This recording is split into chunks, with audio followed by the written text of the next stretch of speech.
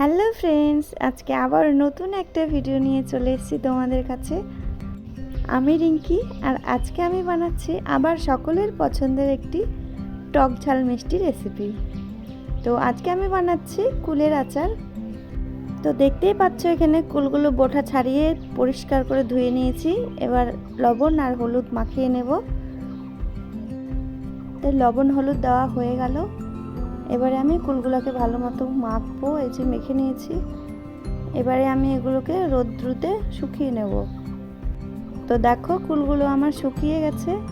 এবার আমি যে মশলাটা করব, ভাজা মশলাটা, তার জন্য এখানে নিয়ে নিয়েছি জিরে, মেথি, মৌরি, শুকনো লঙ্কা। এই যে কড়াই আমি তেল দিয়ে দিলাম। এবারে আমি ফোড়ন দিয়ে দেব। তো ফোড়নের জন্য এখানে নিয়েছি শুকনো লঙ্কা আর 5 ফোড়ন। তো সেটাই আমি এখন দিয়ে দিচ্ছি। এই যে দিয়ে দিলাম। এবারে আমি কুলগুলোকে দিয়ে দেব।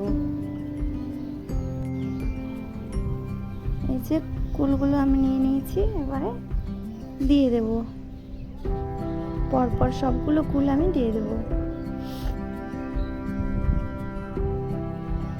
এই দেখো, এবারে আমি আখের গুড় নিয়েছি, সেটাকেই দিয়ে দেব।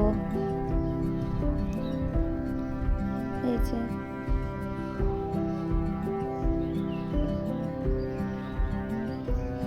দেখো গুড়টা আমি দিয়ে দিচ্ছি।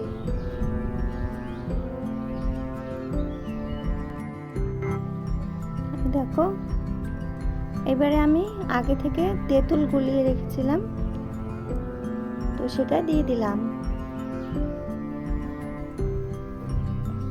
এবারে যে মশলাটা আমি ভেজে রেখেছি সেটাই গুঁড়ো করে নিয়ে চলে এসেছি।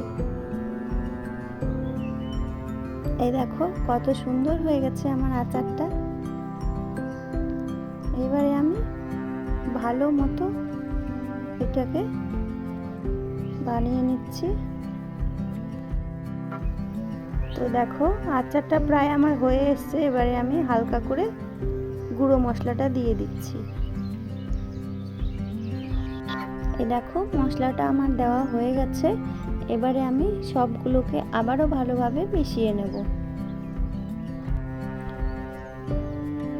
মেশানো হয়ে গেছে। এবার প্রায় আমার হয়ে গেছে আচারটা, একদম রেডি। তো দেখো ভিডিওটি ভালো লাগলে লাইক কমেন্ট করে উৎসাহ বাড়াবে। দেখা হচ্ছে নেক্সট আবার একটা ভিডিওতে। টাটা।